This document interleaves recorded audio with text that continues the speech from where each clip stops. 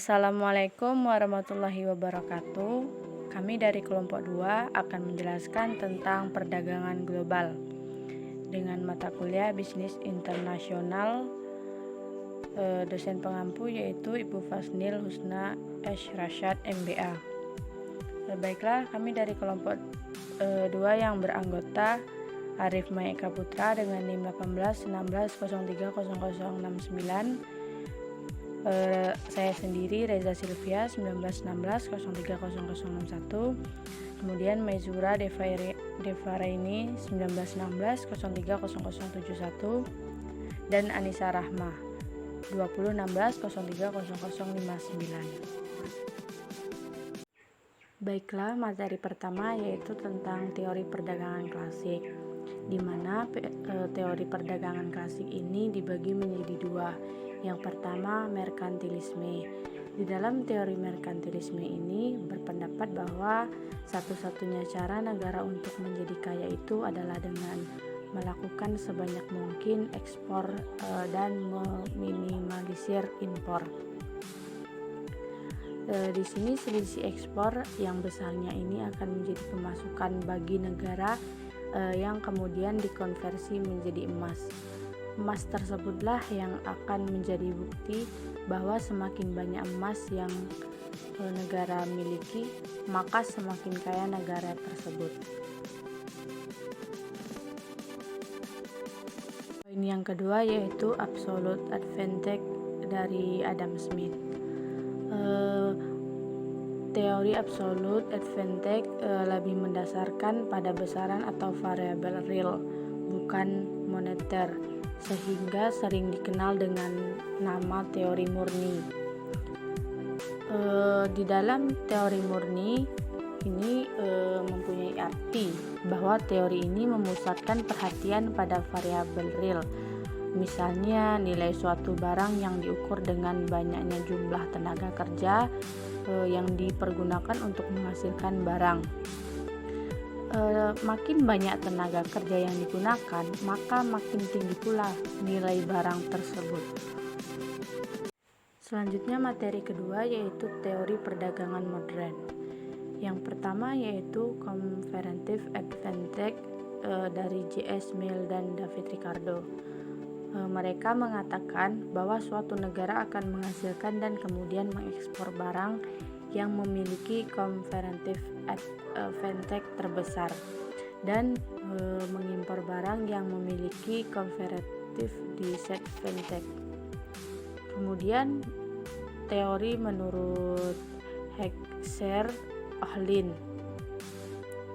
Yang pertama yaitu menurut teori Ohlin menjelaskan beberapa pola perdagangan dengan baik, di mana negara-negara cenderung untuk mengekspor barang-barang yang menggunakan faktor produk yang relatif melimpah secara intensif. Sedangkan menurut Heckscher-Ohlin, yaitu suatu negara akan melakukan perdagangan dengan negara lain disebabkan negara tersebut memiliki keunggulan komparatif, yaitu keunggulan dalam teknologi dan keunggulan faktor produksi. Selanjutnya yaitu yang ketiga, teori investasi internasional. Secara garis besar, kegiatan bisnis internasional adalah ekspor, impor, dan investasi. Arti harfiah dari investasi adalah penanaman modal dalam arti modal yang dimiliki pengusaha ditanamkan pada kegiatan yang produktif yang nantinya akan menghasilkan imbal hasil. Dalam investasi internasional ada beberapa macam teori yang biasa diaplikasikan, yaitu yang pertama, ownership advantage theories. Teori ini menekankan bahwa perusahaan pemilik aset yang memiliki keunggulan kompetitif domestik dapat menggunakan keunggulannya tersebut untuk dapat menembus pasar luar negeri melalui penanaman modal asing atau PMA. Yang kedua yaitu internalisasi. Perusahaan meluaskan usahanya dengan memperhitungkan transaction cost. Jika biaya transaksi lebih besar di dalam negeri, maka produksi di luar negeri lebih menguntungkan. Yang ketiga yaitu Dunning Electric Theory. Bagi perusahaan yang akan berinvestasi di luar negeri harus mempunyai beberapa keunggulan, yaitu kepemilikan yang khas, internalisasi, dan lokasi yang khas.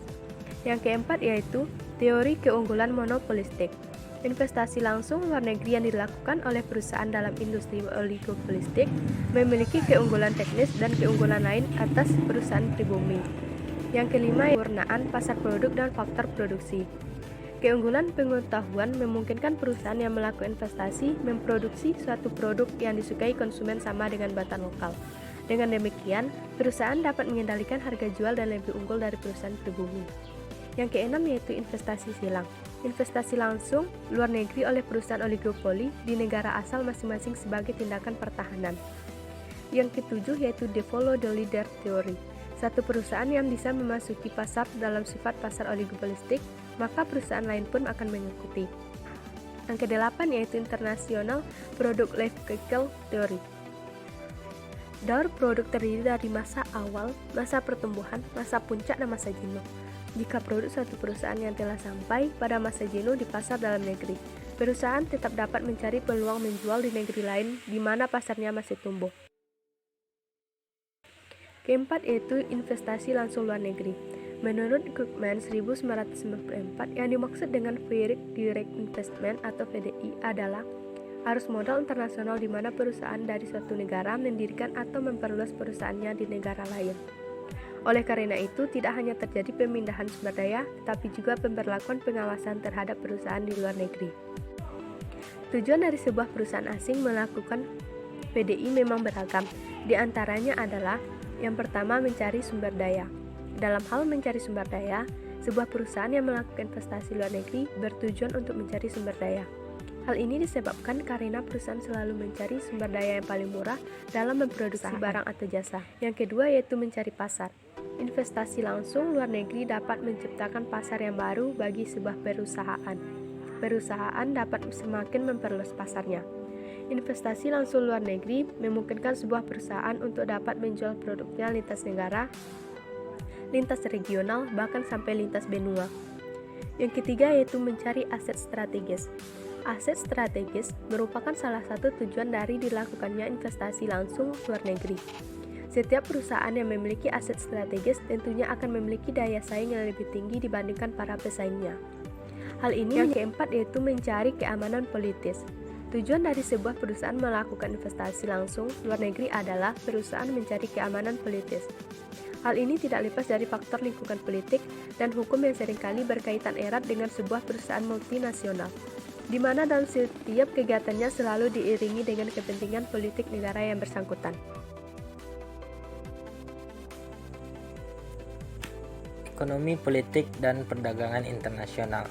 Perdagangan internasional tidak lepas dari pengaruh ekonomi dan politik di negara-negara yang terlibat di dalamnya. Perdagangan dapat menjadi mesin pertumbuhan bagi sebuah negara. Negara yang kegiatan ekspornya jauh lebih tinggi daripada kegiatan impor, maka dapat dipastikan negara tersebut akan menjadi negara dengan tingkat pertumbuhan ekonomi yang tinggi. Kebijakan ekspor-impor sebuah negara seringkali dipengaruhi bukan saja karena motif ekonomi, akan tetapi juga dipengaruhi oleh situasi dan kondisi politik di sebuah negara. Perdagangan internasional mendorong masing-masing negara ke arah spesialisasi dalam produksi barang di mana negara tersebut memiliki keunggulan komparatifnya. Sebuah negara yang memiliki banyak keunggulan komparatif dengan situasi dan kondisi politik yang stabil sudah barang tentu dapat fokus pada spesialisasi sehingga kegiatan perdagangan internasional dapat berjalan dengan baik. Kebijakan perdagangan internasional. Tarif adalah suatu pembebanan yang melewati daerah pabean. Sementara itu, barang yang masuk ke wilayah negara dikenakan bea masuk. Dengan pengenaan bea masuk yang besar atas barang dari luar negeri memiliki maksud memproteksi industri dalam negeri sehingga diperoleh pendapatan negara. Bentuk umum dari kebijakan tarif adalah penetapan pajak impor dengan persentase tertentu dari harga barang yang diimpor. Beberapa bentuk penentuan bea tarif yaitu: yang pertama, bea ekspor. Bea ekspor adalah pajak atau bea yang dikenakan terhadap barang yang diangkut menuju negara lain. 2. Bea transito. Bea transito adalah pajak atau bea yang dikenakan terhadap barang-barang yang melalui batas wilayah suatu negara dengan tujuan akhir barang tersebut di negara lain. 3. Bea impor. Bea impor adalah pajak atau bea yang dikenakan terhadap barang-barang yang masuk ke dalam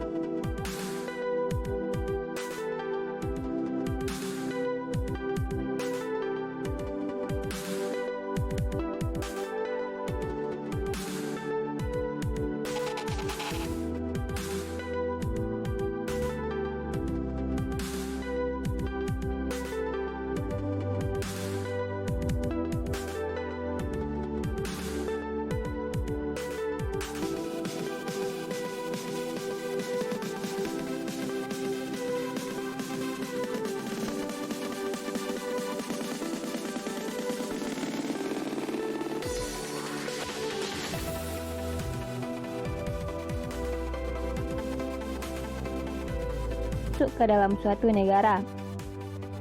Selanjutnya yaitu pelarangan impor. Pelarangan impor adalah kebijakan pemerintah untuk melarang masuknya barang-barang dari luar negeri dengan tujuan untuk melindungi produksi dalam negeri dan meningkatkan produksi dalam negeri. Kuota atau pembatasan impor. Kuota adalah kebijakan pemerintah untuk membatasi barang-barang yang masuk dari luar negeri. Selanjutnya, subsidi. Subsidi adalah kebijakan pemerintah untuk membantu menutupi sebagian biaya produksi per unit barang